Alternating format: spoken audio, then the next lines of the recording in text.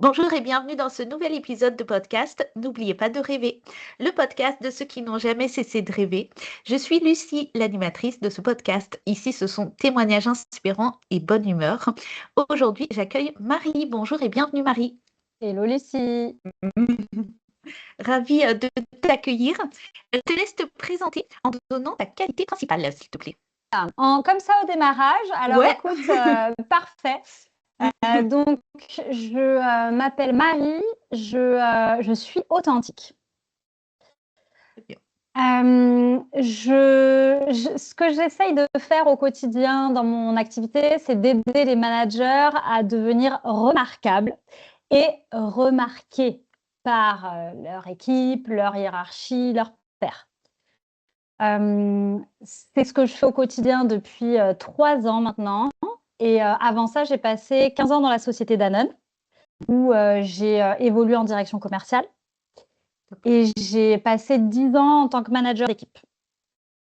Donc ça, j'aime bien quand même parler de mon expérience parce que c'est vrai qu'aujourd'hui, on voit beaucoup de personnes se lancer en formateur ou coach alors qu'ils n'ont pas forcément ni de formation ni exercé le métier sur lequel ils forment. Pour moi, c'est important de savoir vraiment, d'avoir fait l'expérience de quoi on parle, de ce dont on parle du moins.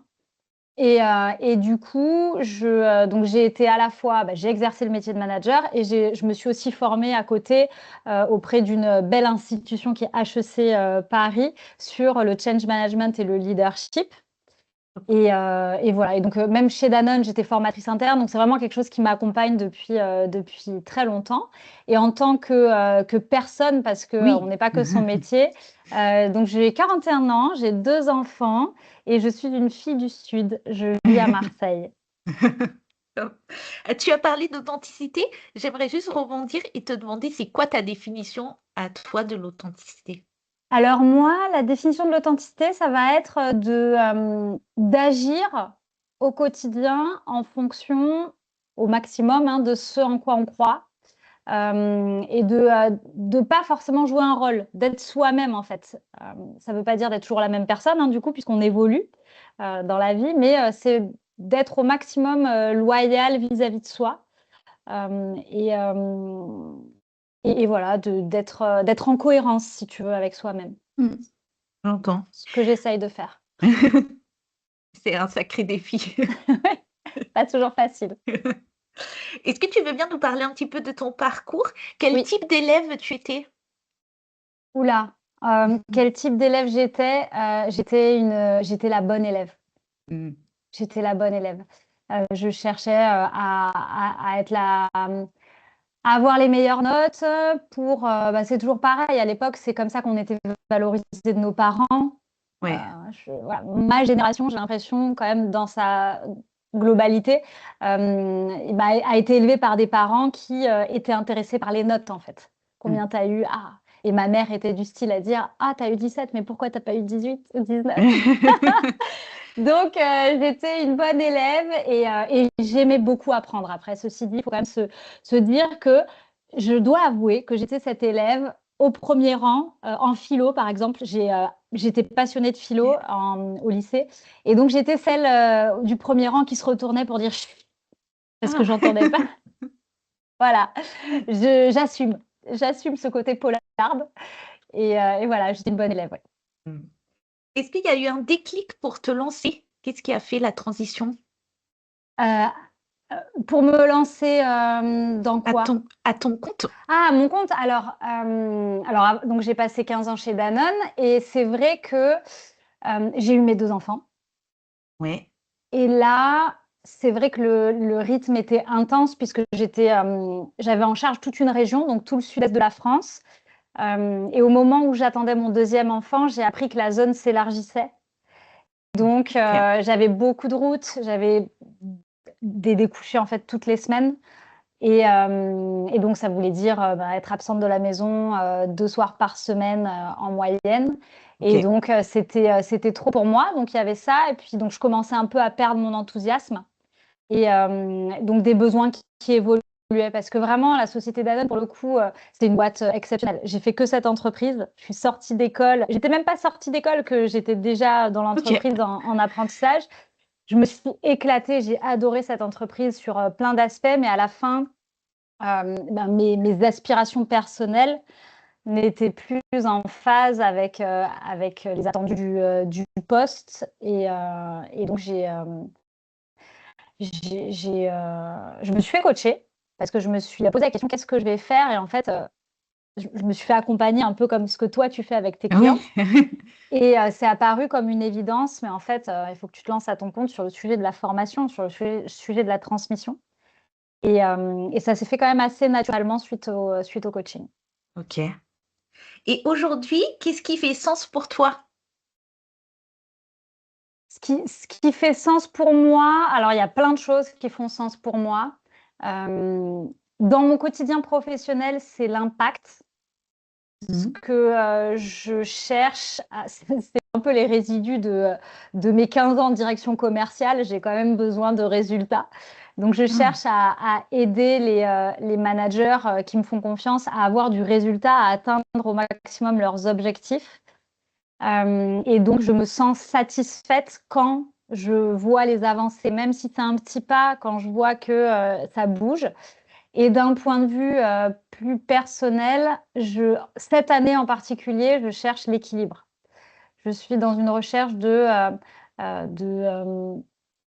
d'avoir un business au service de ma vie, d'avoir un travail au service de ma vie. C'est en ça que je rejoins pas mal les aspirations de la génération Z dont on parlera plus tard. ouais. Mais voilà, je ne veux plus être au service de mon travail. Je veux que ce soit le travail qui soit au service de ma vie. Mm. Voilà. Et d'ici la fin de l'année, du coup, parce que là, on est tout début 2026, qu'est-ce que Oui. tu aimerais d'ici la fin de l'année? Qu'est-ce que j'aimerais? Alors, j'ai un objectif de chiffre d'affaires Ouais. déjà, et euh, j'aimerais accompagner un maximum de managers dans mes programmes collectifs sur lesquels je vais vraiment focaliser cette année. Et d'un point de vue plus personnel, je me suis dit cette année que j'allais passer plus de temps avec mes enfants. Et donc, Mm. par exemple, je vais passer une semaine sur les 2 semaines de vacances scolaires, tu sais, avec eux. Ouais. Donc, c'est vraiment du temps pour ma famille, du temps avec mon conjoint. Euh, j'aimerais ralentir. Mm. Voilà, Ok. j'aimerais ralentir.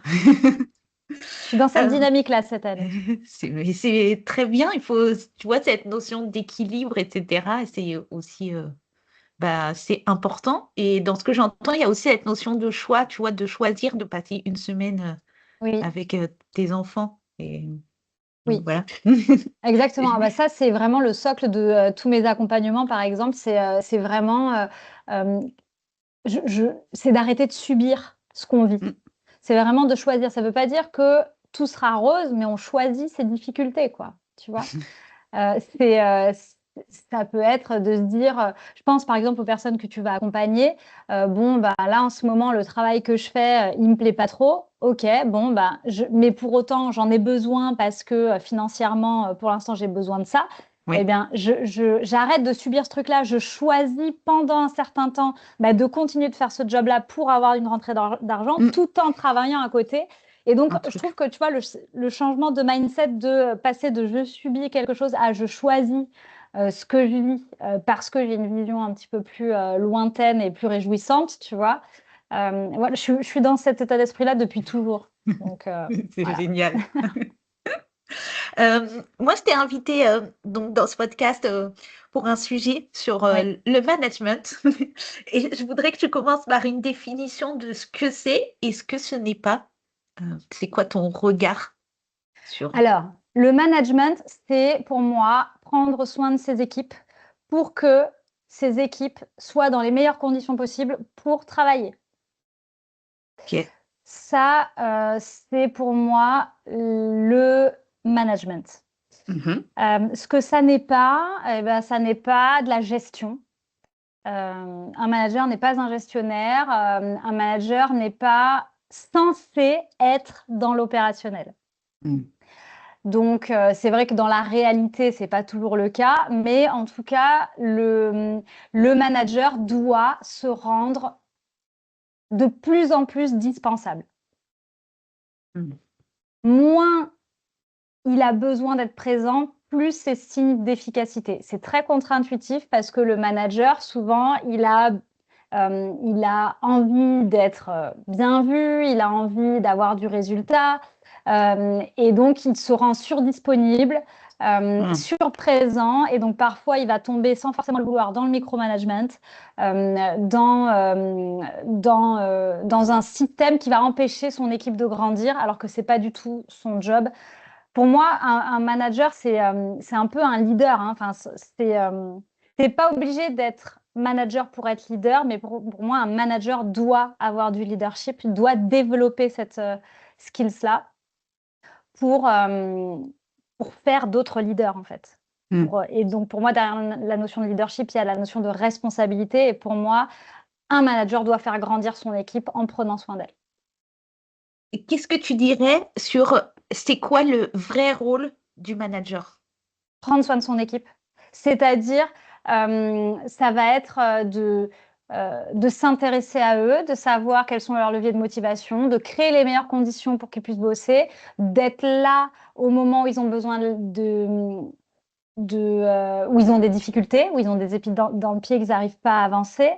Ça va être de remettre dans le cadre quand il y a une sortie de cadre. Donc, le manager, c'est le garant du cadre, hein. Donc, donc, c'est le garant de clarifier le cadre pour tout le monde. Et à l'intérieur de ce cadre, laisser aussi chacun s'amuser dans ce cadre-là aussi et faire preuve d'autonomie. Le manager, il est garant de la montée en compétence aussi de ses équipes d'un point de vue technique et aussi d'un point de vue posture. Tu vois, comment est-ce qu'il devient de plus en plus autonome, comment il devient de plus en plus collectif. Bref, de développer le leadership de l'équipe. Un manager, c'est celui qui a de la vision aussi, qui est pas dans le court terme, qui réconcilie les paradoxes, hein, entre les besoins de la hiérarchie qui sont pas du tout sur le même espace-temps et les besoins très opérationnels de l'équipe. Donc, c'est quelqu'un qui va, si tu veux, le vrai rôle, pour répondre à ta question, pour moi, le rôle d'un manager, c'est quelqu'un qui va mettre de l'huile dans les rouages et pas sur le feu. Ah, c'est une belle image. Voilà. Et dans tes expériences à toi passées, à quoi tu as été confrontée?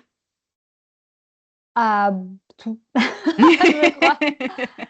À tout, à des démissions, à des choses dures, hein, à des critiques, à des fausses rumeurs,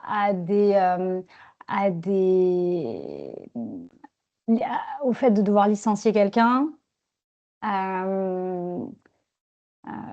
et aussi à plein de bons moments, à beaucoup de gratitude de la part de mon équipe, à des évolutions, à des grosses tensions qui se sont transformées en très belles relations derrière.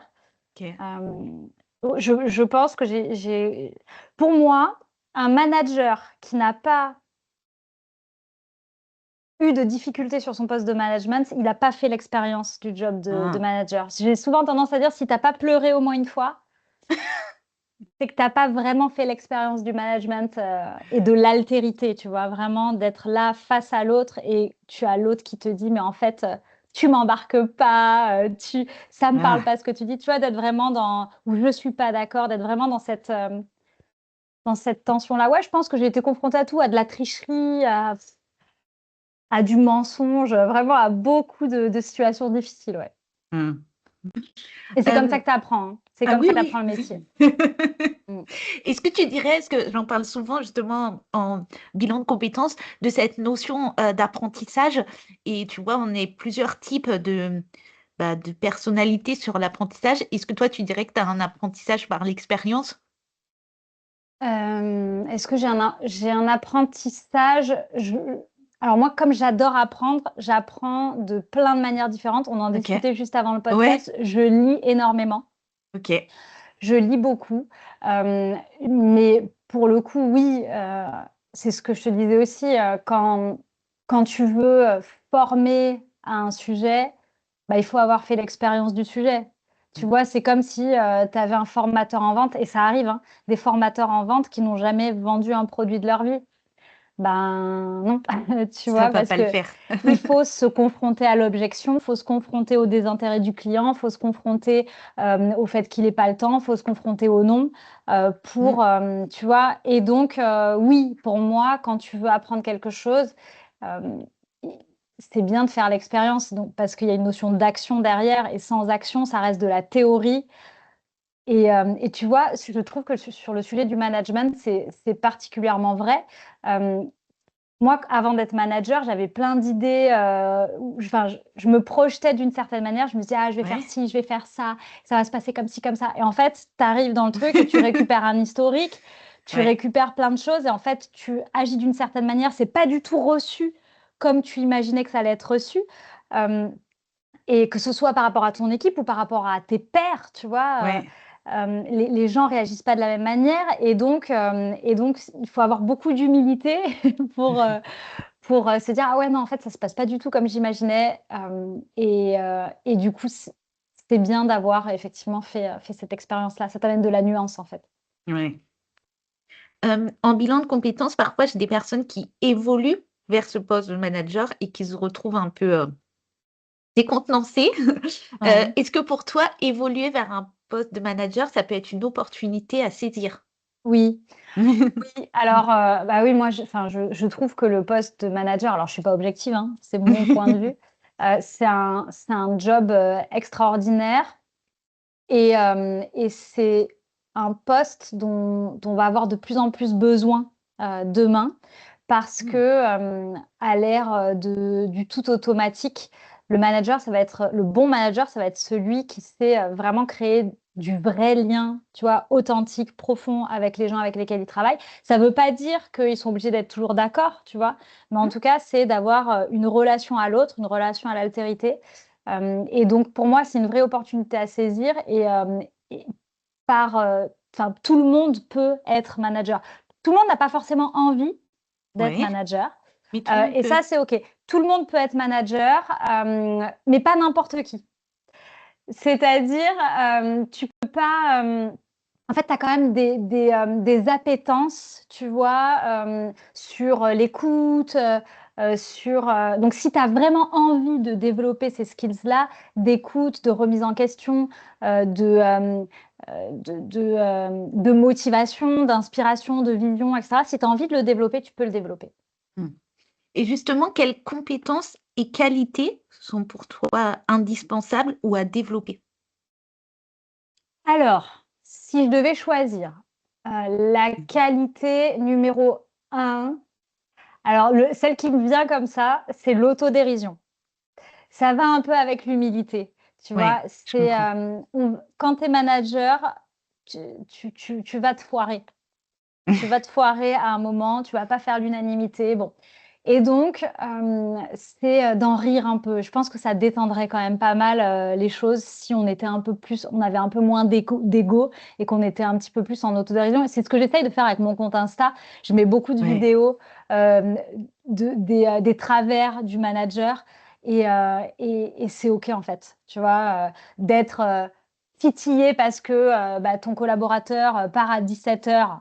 Bah, ouais, bah, son contrat, enfin, dans son contrat de travail, c'est écrit qu'il finit à 17h, et ça te titille. Bah, ouais, mais sauf qu'il a le droit de partir et c'est pas la peine de le regarder méchamment, quoi. Et donc, voilà, de l'autodérision.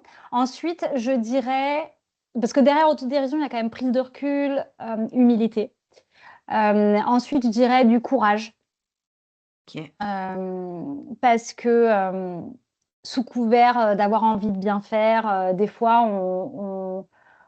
on laisse passer des choses, tu vois, pour pas froisser la relation, en fait. On laisse passer des choses, où les gens sortent du cadre, Ah. et donc là, ça désengage parce qu'on minimise. Donc ça va cautionner les dérives, et ceux qui respectent les règles vont être désengagés. Ah. Mmh mh. Donc du courage, de l'autodérision, de l'écoute, hein, très clairement, il faut savoir écouter. Hem et de la connaissance de soi. Je ne sais pas si c'est une qualité, mais en tout cas, c'est de faire cet effort de comprendre comment moi je fonctionne, pour Ah. pas projeter des choses sur l'autre, tu vois? Vraiment OK. d'être dans alors je dirais en qualité la curiosité de l'autre. Mmh. OK. Pour aller justement chercher, être curieux d'aller voir comment aussi l'autre fonctionne et c'est quoi son fonctionnement, son mode Ouais, d'action. plutôt OK. que de juger, tu vois? D'être dans la curiosité de: «Ah ouais, lui, il pense comme ça, OK» et peut-être que sa façon de penser, bah, elle est pas meilleure. D'ailleurs, c'est même pas peut-être, c'est sûr. Sa façon de penser, elle est aussi valable en fait Mmh. que celle du manager. Et après, il y a quand même aussi une notion une notion de goût du résultat, tu vois? Goût du challenge parce que, dans le management, tu dois emmener ton équipe vers un but, vers un objectif. C'est pas que du cocooning, tu vois? Il y a quand même ce truc de comment est-ce que, comment est-ce que je donne envie à l'équipe de monter la montagne quand, je sais qu'il va y avoir, plusieurs points d'étape, qui vont être difficiles d'accès? Tu vois? OK. Comment est-ce que je remobilise? Comment est-ce que je félicite? Donc il y a ce côté, goût du résultat quand même. Quand on devient manager, est-ce que pour toi la formation, c'est indispensable? Indispensable, c'est un métier Mmh. à part entière, c'est indispensable. Hem et il faut se former d'abord sur comprendre comment moi je fonctionne en tant que personne. Est-ce que je suis plutôt introvertie, extravertie? Est-ce que je Mmh. suis plutôt dans l'affect? Est-ce que je suis plutôt dans la logique et le rationnel? Et donc ça, si tu veux, c'est comprendre ces logiques comportementales et comprendre les logiques comportementales des personnes de mon équipe, comprendre les logiques comportementales de mes pairs, de mon boss ou de ma boss pour, mieux interagir avec eux. Tu vois? C'est vraiment mieux me positionner.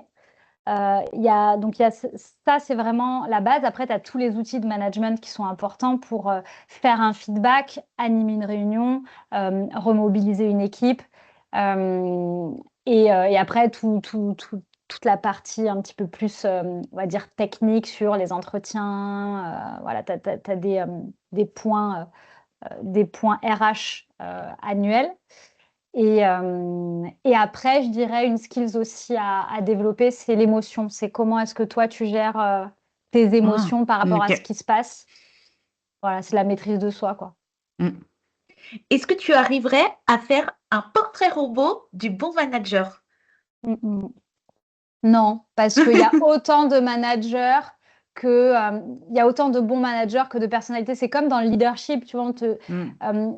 Tu as la Harvard Business Review qui a mené une étude sur, des, milliers de leaders. Ils ont analysé des leaders qui étaient Ouais. reconnus comme tels par leur équipe, par leur entreprise et donc ils ont pas réussi à identifier, des qualités précises, tu vois? OK. Parce qu'il y a autant de leaders que de styles. En revanche, c'est vrai que, celui qui se distingue, en général, c'est celui qui réussit à, bien équilibrer son approche entre sa capacité à faire preuve d'autorité quand c'est Ouais. nécessaire OK.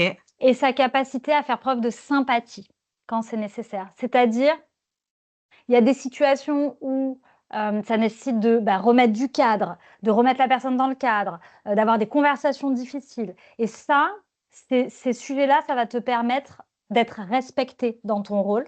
Mmh mh. Et quand tu fais preuve de sympathie, bah, c'est quand tu donnes, quand tu fais un feedback positif, quand tu félicites, quand tu célèbres, quand tu développes, quand tu es dans l'écoute et ça va donner aux gens envie de te suivre et donc c'est savoir à quel moment je dois faire preuve de quoi, OK.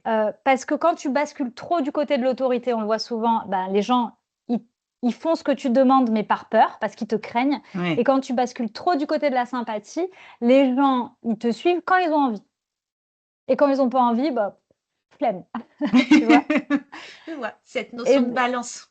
et donc le bon manager, c'est celui qui, en fonction des situations, sait adopter la bonne posture pour moi. Mmh. Et est-ce que tu peux nous donner les défauts aussi du manager?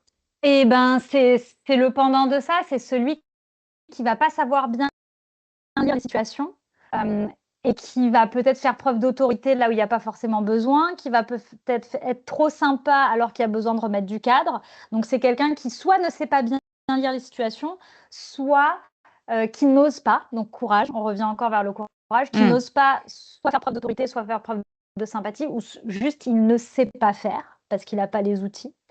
Donc voilà, c'est vraiment ces écueils-là dans lesquels il ne faut pas tomber. Savoir bien lire les situations.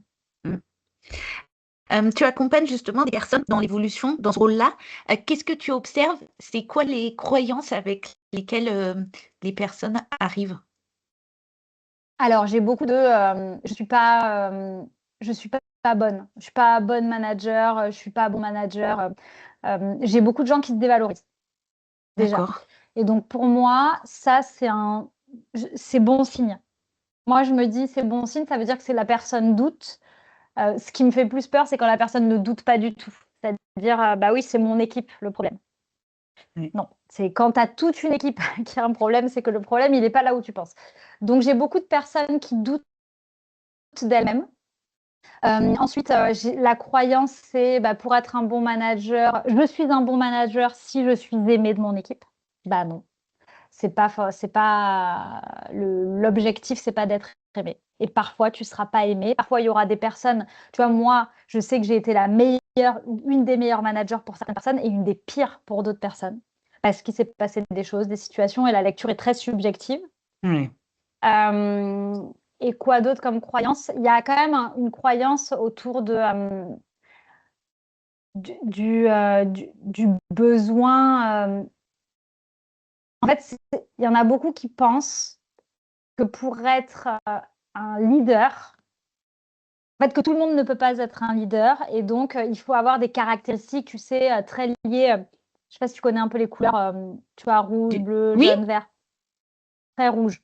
C'est-à-dire Ah, très dans l'autorité, oui. le résultat rapide, la confiance en soi, etc. Et en fait, c'est un style de leadership et il y en a d'autres. Mm. Il y a un style de leadership plus visionnaire qui est dans le jaune, il y a un style de leadership plus fédérateur, c'est dans le vert, il y a un Ouais. style de leadership plus stratégique qui est dans le bleu. Et en fonction des situations de ton équipe, les couleurs peuvent, par exemple, au lancement d'un projet, c'est top d'avoir un manager qui est énergie jaune. Dans une période où tu as des projets très complexes, c'est top d'avoir quelqu'un qui est plutôt dans l'énergie bleue, tu vois. Donc, en fait, j'ai cette croyance-là qui revient souvent quand même je ne suis pas rouge, donc je ne peux pas être un bon leader pour mon équipe. C'est totalement faux. Est-ce que tu peux juste donner un petit peu plus d'infos sur ces couleurs? Parce que moi, ça me parle, mais je suis pas sûre que ça parle à l'audience.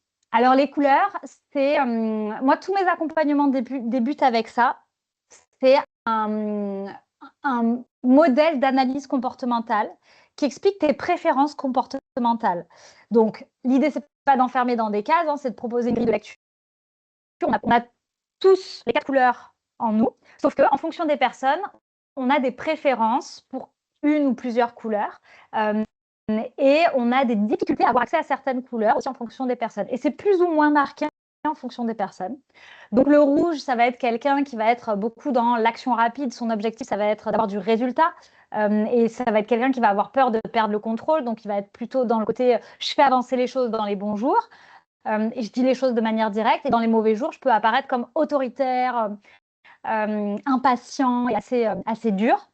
Le jaune, ça va être quelqu'un qui va être dans une dynamique de vouloir faire les choses avec les autres, d'être impliqué dans le groupe. Donc, c'est quelqu'un qui est plutôt solaire, qui est plutôt dynamique, positif. Et dans les mauvais jours, ça va être quelqu'un qui va être too much, qui va être peut-être un peu intrusif, un peu trop spontané.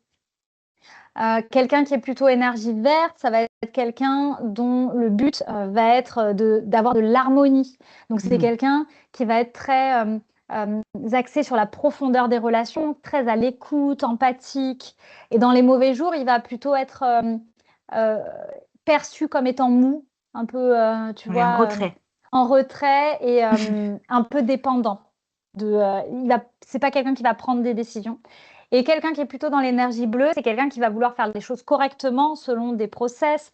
Et donc, sa peur, c'est de faire des erreurs. Donc, tout ce qu'il va faire, ça va être dans cet objectif de respecter les procédures, d'être logique, d'être cohérent et de faire les choses bien. Et dans ces mauvais jours, ça va être quelqu'un qui va être un peu pointilleux, un peu critique, tu vois, ou être trop axé sur les détails. Et donc, en fonction des personnes, tu as des préférences plus ou moins marquées.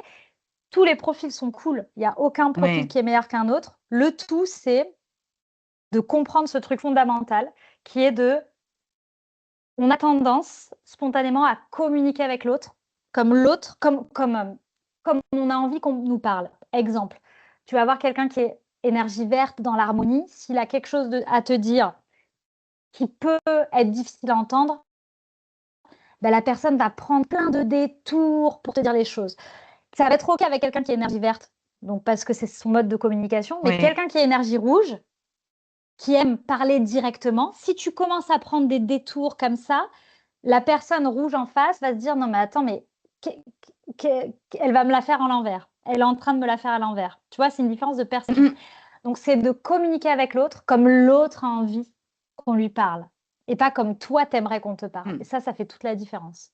Une fois que tu as compris ça, ça débloque aussi, des choses. Ah, une fois que tu as compris ça, si tu veux, moi souvent je coach des personnes, par exemple, qui sont énergie verte, à discuter avec leur boss qui est énergie rouge. Ouais. On travaille le discours est sorti tel quel et en fait, l'énergie verte est là à stresser, à serrer les fesses, tu vois? Et en fait, elle sort le message et le message est hyper bien reçu. Pourquoi? Parce que l'autre a reçu un message de la manière dont il avait besoin de l'entendre, donc tu vois? Donc oui, c'est limite, enfin, c'est pas magique, tu vois? Mais les gens sont toujours surpris. Bah oui, mais c'est juste tu t'es adapté à son mode de communication. Est-ce qu'il y aurait une idée reçue sur le rôle de manager que tu aimerais déconstruire? Il y en a plein, mais tu vois, le fait, que tout le monde ne peut pas être un leader, c'est faux. On peut tous être un leader. On peut tous, l'idée, parce que derrière le leadership, tu es pas obligé d'être manager pour être un leader, tu vois? Mais en tout cas, dans le management, tu peux très bien être un excellent manager même si tu es pas rouge. Donc ça, c'est ce qu'on s'est dit tout à l'heure. Le manager, il est pas là pour faire l'unanimité. Souvent, il y a cette, croyance de, pour être un bon manager, faut être aimé. Bah non. Ça, c'est déjà deux grosses, croyances, tu vois? Ouais. Je sais pas si j'en ai d'autres. Peut-être sur le management toxique. Je m'étais noté quelque chose sur le management toxique. Vas-y. Je pense qu'il y a une croyance en ce moment dans l'entreprise ça se passe pas bien avec mon manager, je me sens mal, vraiment mal dans ma relation managériale, donc il est toxique. Ah, OK. Tu vois?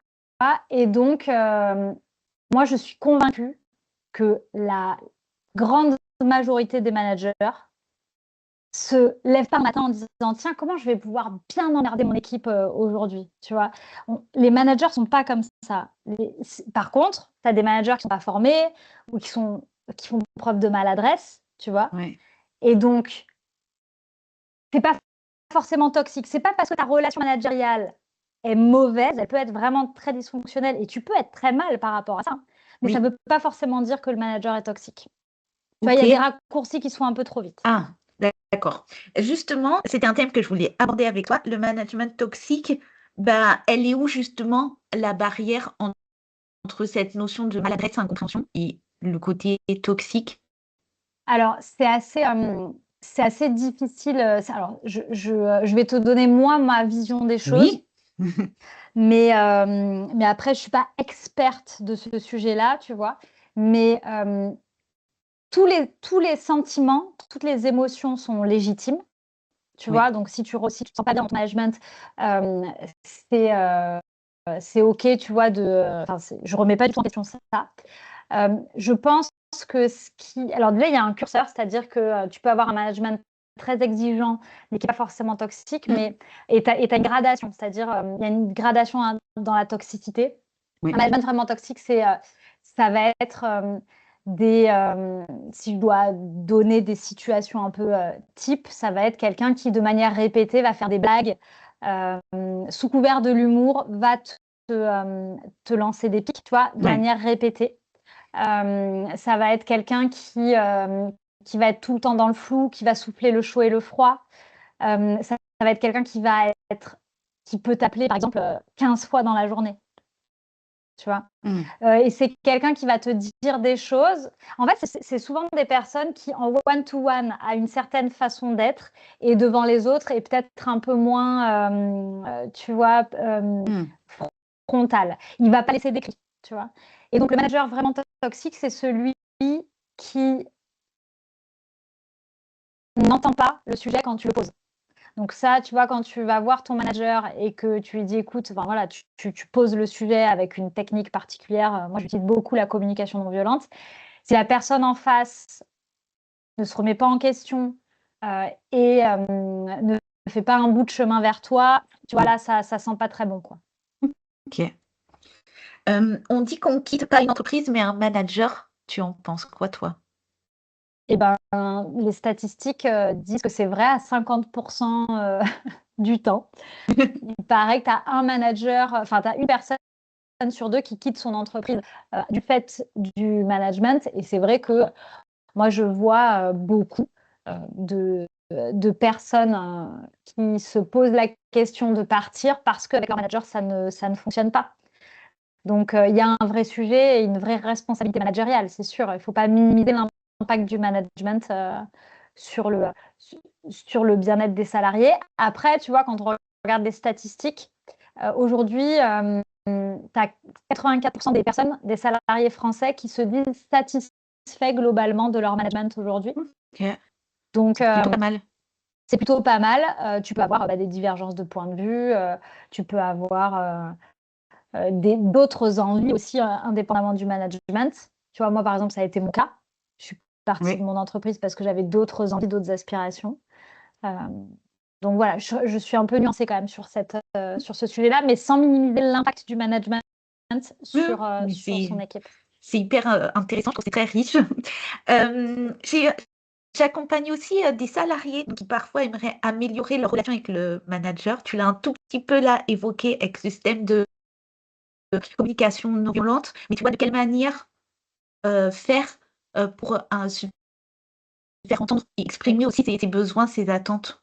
Alors, déjà, c'est pas facile parce que en France, c'est pas évident d'aller voir on a une relation quand même très pyramidale et donc c'est pas évident d'aller voir son manager pour lui faire un feedback. Donc moi déjà, ce que je conseille à tous les managers, c'est d'aller chercher du feedback auprès de ses équipes et de pas dire ma porte est ouverte si vous avez besoin. Tu vois, ça marche pas parce que tu vas avoir toujours les mêmes qui vont venir et ceux qui n'osent pas, tu vois, les personnes plus introverties, elles viendront jamais taper à ta porte, quoi.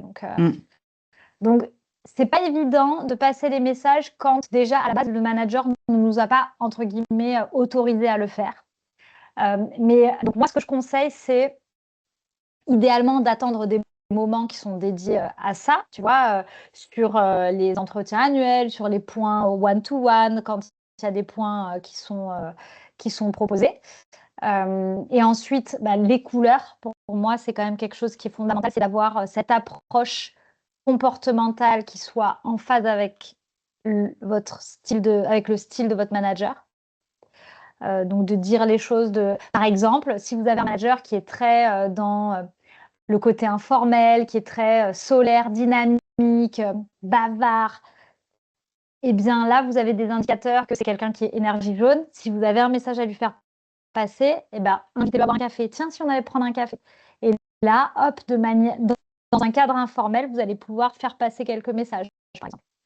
Donc ça. Et ensuite, c'est vrai que moi, j'utilise beaucoup, beaucoup la communication non violente pour parler, pour faire passer des messages difficiles. Et c'est très simple, c'est observation de la situation, dire l'impact que ça a sur moi, expliquer le besoin qu'on ressent, voilà, le besoin associé et demander quelque chose de très explicite. Exemple, vous voulez demander des one-to-one réguliers. J'observe, je dis Lucie, c'est vrai que là, ça fait quand même 3 mois où on n'a eu qu'un seul one-to-one. L'impact que ça a sur moi, c'est que finalement, parfois, je suis dans le flou, en fait. Je manque de clarté, je perds du temps, je ne me sens pas efficace sur tel sujet. Ce dont j'ai besoin, c'est vraiment d'avoir un peu plus de cadre sur les prochains mois. Donc, si tu es OK, est-ce qu'on pourrait se planifier des one-to-one toutes les 2 semaines de 30-45 minutes et on voit après pour réajuster, mais dans un premier temps, partir là-dessus. Qu'est-ce que tu en penses? Tu vois? Et là, en gros, tu n'es pas dans l'accusation, tu parles d'une situation factuelle. On a fait un one-to-one en 2 mois, enfin en quelques mois. Tu parles de ton besoin qui est légitime. Ouais. La personne en face t'es pas en train de lui dire c'est une mauvaise manager, tu vois. Je suis pas en train de dire ça, je suis en train de dire voilà, moi j'ai besoin de plus. Mm. Et de ne pas s'arrêter là, c'est d'aller avec une solution. Moi, j'aimerais concrètement avoir un one-to-one tous les 15 jours. Et tu fais une demande. Pour moi, c'est la meilleure manière de faire passer un message, mais avec n'importe qui, avec ton manager, avec Non, ton mari, avec tes enfants. Tu vois, ça marche avec tout le monde. Tu vois, en termes de management, quand on est salarié, qu'on change d'entreprise, comment on peut voir si ça va coller avec le manager? Est-ce qu'il y a des choses à observer? Et tu vois un petit peu les red flags où on se dit là, ça ne va pas coller. Ah, ça, c'est pas facile, ça va dépendre de plein de choses. Ça va dépendre de. Pour moi, en fait, je pense qu'il faut tenter de bien cerner le manager, voir comment il fonctionne. Pour moi, si c'est un manager toxique, ça sert à rien, il vaut mieux fuir. Enfin, je le dis très sincèrement, mais il y en a peu, il y en a très peu, des managers toxiques. Il y en a très peu en vérité, tu vois. Et pour moi, le sujet, c'est observer votre équipe, observer votre manager, observer ses préférences comportementales, calquez-vous à ça, c'est-à-dire quand vous avez des interactions avec cette personne, calquez-vous à ça et ne partez pas avec des a priori, des idées reçues. J'ai souvent des personnes en coaching qui viennent me voir et qui me disent ah, et on m'a dit dans cette équipe, le manager, il est ceci, il est cela, il est terrible, que je vais vivre un calvaire, etc. Et je dis, mais en fait, il me dit comment je vais faire, comment je vais m'en sortir parce que j'ai envie que ça se passe bien. Je dis, bah, ce que tu fais, c'est que tout ce qu'on t'a dit, tu le mets à la poubelle, en fait. Parce que tu projettes des croyances des autres. Et la plupart du temps, je te jure, ce qui se passe, c'est que les personnes, en fait, me disent, mais ça se passe hyper bien avec lui. Au final, ça se passe super bien avec lui. Tant mieux. Et là, bah, récemment, exactement ça, c'est lui que je connais. Il a eu une augmentation sans la demander. Mais waouh, on Tu vois, adore. parce que, bah ouais, on adore. Parce qu'il est arrivé avec ce truc de dire, ouais, alors, c'est pas parfait dans sa relation, mais juste, il communique de manière non violente et il commence pas à venir confirmer tout ce qu'on lui a dit. Tu vois, c'est ça le problème, le piège avec ce qu'on te dit quand tu prends en considération ça, c'est que tu as un biais de confirmation, ça va te faire voir que ce qu'on t'a dit, ça va te faire minimiser le reste. Et donc, je dirais observer, s'adapter et avoir envie que ça marche. Vraiment avoir envie que ça marche. On l'a évoqué un petit peu plus tôt dans l'épisode, il y a cette nouvelle génération aussi qui arrive avec des besoins, la Gen Z et le management. On voit beaucoup d'infos passer. En quoi cette génération elle est différente et quel est ton regard là-dessus? Alors, pour moi, déjà, je le tiens à le dire, la génération Z, je l'adore. J'adore cette génération. Et ça cristallise énormément de tensions en ce moment dans les entreprises. Alors, mon hypothèse, c'est que la génération Z nous apporte de nouvelles perspectives sur leur rapport au travail. C'est-à-dire qu'avant, génération à nous, moi j'appartiens à la génération des millennials, donc la fameuse génération Y, et la génération X, qui est encore bien ancrée en entreprise. Ce sont deux générations qui ont placé quand même le travail au centre de leur vie, et donc on organise notre vie autour du travail. On se réalise beaucoup professionnellement. Et la génération Z, c'est une génération qui rebat les cartes là-dessus, puisque le travail, c'est une composante de leur vie, mais ce n'est pas autour de ça qu'elles construisent leur travail. Donc, il y a l'individu et autour, tu as le travail et puis tu as d'autres trucs. Et ça, c'est très compliqué pour les autres générations à comprendre, en fait, parce qu'ils entendent tout de suite « Ah, le travail, ce n'est pas important pour eux, ils s'en fichent de travailler, c'est des bons à rien, c'est des feignasses. » Mais pas du tout. Ils travaillent, mais c'est juste ils se sacrifient pas pour leur travail. Et donc, le travail doit être au service de leur vie. C'est ce que je disais, moi, c'est aussi mon but aujourd'hui. Et donc, c'est ça qui passe passe, c'est qu'on interprète le fait que le travail, c'est plus central dans leur vie, on l'interprète comme du désengagement et pas du tout. C'est juste que c'est plus la finalité de leur vie. Mm. Et pour moi, c'est beaucoup plus sensé Ouais. de travailler, d'avoir un travail au service de sa vie que d'avoir une vie au service de son travail. Ça n'a pas de sens, en fait, Mm. de faire ça. Donc c'est une génération qui, pour moi, rebat beaucoup les cartes là-dessus. Après, quand on parle de génération, il faut faire attention parce que tout de suite, quand on généralise, on stéréotype beaucoup Oui. les choses. Donc, tu vas avoir des personnes à l'intérieur de la génération, de cette population qui est plus ou moins comme ça. Mais en tout cas, elle apporte ça, je trouve, qui est intéressant. Et c'est très mal vécu par les générations d'avant, parce que les générations d'avant, elles ont sacrifié leur vie. Je suis navrée de le dire, mais on a sacrifié notre vie pour notre travail. On a fait beaucoup de choses qu'on n'aurait peut-être pas voulu faire, mais qu'on a fait parce qu'on était bien Ouais. dociles, des bons soldats. Et donc, c'est une génération qui ne l'accepte plus, mais ça ne veut pas dire qu'elle n'a pas envie de bosser. Ça veut juste dire qu'elle n'a pas envie de se sacrifier.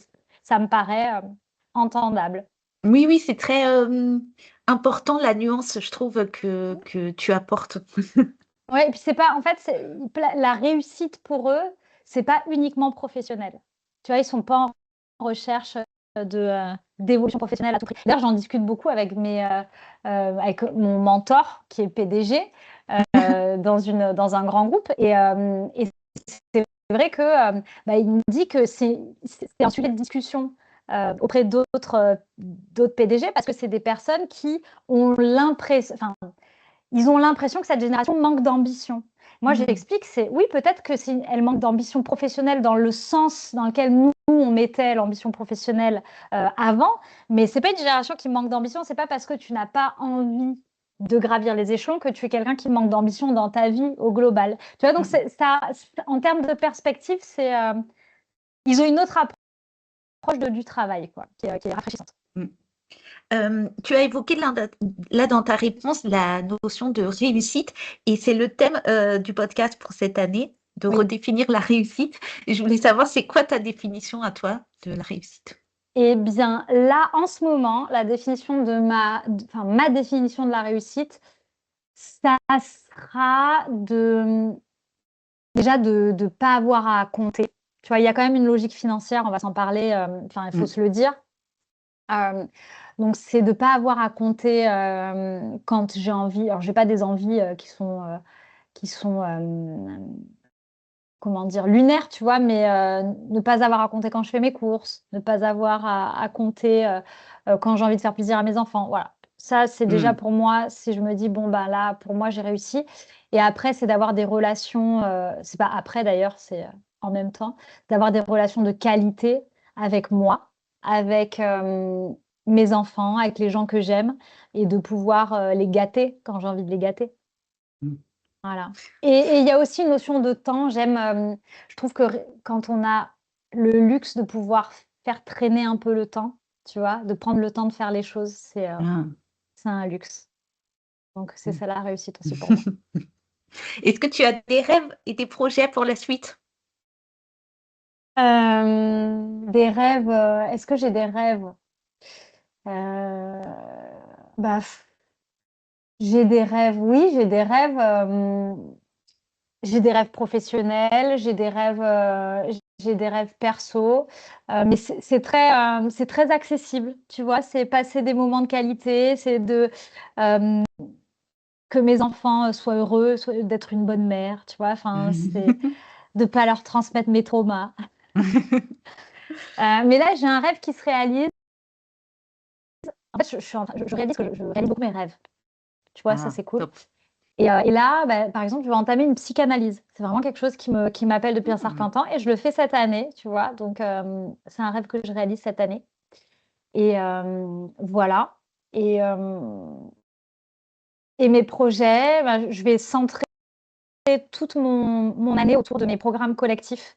C'est le programme qui fonctionne le mieux, où j'ai le plus de résultats, en fait, pour les personnes qui m'accompagnent, enfin, qui suivent mes accompagnements. Et je vais centrer voilà, toute mon activité professionnelle là-dessus. Donc Mathilde a laissé une question Oui, lors de l'épisode précédent. oui. Dans ton quotidien, par rapport aux rêves que tu as, qu'est-ce que tu mets en place pour les atteindre et continuer de rêver? Euh, je mets en place, je me fais accompagner, en fait. C'est ça ta clé? Ouais, Mmh. je me fais accompagner parce que quand tu veux réaliser des projets que tu n'as pas encore atteints, c'est que quelque part, va falloir déclipser des trucs, tu vois? Un peu comme dans les jeux vidéo, tu sais, des fois, tu plafonnes à un Ouais, niveau et donc pour passer au niveau supérieur, moi, je me fais accompagner. Donc, tu vois, cette année, j'ai un coach business. Donc, je me fais accompagner par la team Squared. Je sais pas si tu connais, oui, je mais connais. voilà, c'est une super équipe et qui m'aide bien à avancer sur mes sujets business du moment. Je me fais accompagner d'un point de vue perso. Alors là, je viens de clôturer mon coaching, euh, donc en développement personnel. Et là, je vais entamer ma psychothérapie, tu vois, Top. et je pense que j'aurai un autre coach derrière. Enfin, c'est vraiment, ouais, c'est le fait de pas être seule sur le chemin. C'est ma façon à moi d'avancer plus vite. C'est marrant parce que c'est pas la première fois qu'on me fait l'analogie avec les jeux vidéo pour passer au Ah, c'est niveau vrai? suivant, etc. Alors, j'ai plus en tête qui m'en a parlé, mais je pourrais retrouver. Mais c'est sûr qu'on me Ouais. l'a déjà fait dans un épisode. Moi, c'est vraiment comme ça que je me sens, en fait. C'est quand je passe un palier, j'ai vraiment le sentiment d'être un personnage d'un jeu vidéo. Vraiment, c'est vraiment ce sentiment que j'ai, ouais. Et quelle serait ta question pour l'invité suivant? Alors, c'est Gaël, hein, c'est ça? Tu m'as Oui, dit que ce serait c'était Gaël. Gaël, un entrepreneur qui a du Oui, management. oui, Écoute, moi, j'ai envie de lui demander, euh, c'est quoi sa plus grosse galère managériale en ce moment? Ou en tout cas son épine dans le pied et s'il veut qu'on en discute, tu vois, avec grand plaisir. Et d'ailleurs, en fonction de ce qu'il me dira, alors pas forcément galère, difficulté, tu vois, en fonction de ce qu'il me dira, j'y répondrai en story dans top. s'il est chaud, Ok, dans mon sur Insta. top. Ça va faire du lien entre Ouais. les épisodes et les invités. Est-ce que tu aurais trois conseils à partager à quelqu'un pour réussir en tant que manager? Euh, déjà, détendez-vous, soyez focalisés sur le bien-être de vos équipes. Et apprenez à vous connaître. Mmh. Top. Est-ce que tu as des rôles modèles, soit qui t'inspirent? Oui, j'en ai plein. Alors sur la partie vraiment management, déjà moi je m'inspire beaucoup de mon mentor qui s'appelle Stéphane Grenon et qui est, PDG, de Procter& Gamble Health France. C'est quelqu'un pour moi, donc c'est un leader, extraordinaire et il m'inspire par sa qualité de présence.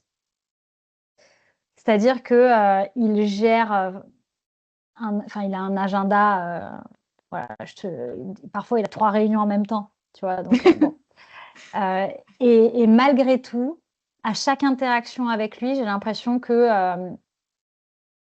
en fait, il transporte pas ce qu'il vient de vivre, dans une réunion, dans l'échange qu'on a ensemble. Il est, 100 présent, Mmh. heu, à, à l'échange, à la discussion. Donc et puis il est extrêmement pertinent. Il publie beaucoup de choses sur LinkedIn, sur D'accord, le chouette, leadership. j'irai voir. C'est hyper puissant. Donc Stéphane m'inspire énormément. J'ai pas encore trouvé, de personne, qui m'inspirait plus, dans la vraie vie, j'ai envie de OK. dire. Ensuite, il y a quelqu'un que je rêve de rencontrer. J'ai déjà eu quelques petites interactions avec elle, mais c'est la CEO d'Aromazone, Sabrina OK. Arlori, Top. que je trouve, extraordinaire parce qu'elle, extraordinaire d'authenticité et de gentillesse, heu et de performance. Enfin, sa boîte Aromazone, Ouais, elle est, c'est une belle réussite. c'est une excellente réussite et voilà, j'adore cette personne. C'est une femme, qui est elle-même, quoi. On voit qu'elle ne joue pas de rôle. Et donc, hyper inspirante, cette personne. Et après, je m'inspire beaucoup de Simon Sinek, qui est un Oui, conférencier voilà, en ok. leadership que j'adore, dont je bois ses paroles. Je trouve que sa vision est extrêmement pertinente. Et puis, il a une manière de raconter les histoires qui est géniale. Voilà, c'est les trois personnes là qui me viennent en tête. Où est-ce qu'on peut te retrouver, notamment sur les réseaux? Oui. Voilà, c'est ton instant promo. Ah, écoute, merci. Bah, je suis sur Instagram, Marie Ancenet, et, et je suis sur LinkedIn aussi. Voilà, c'est là où on peut me retrouver.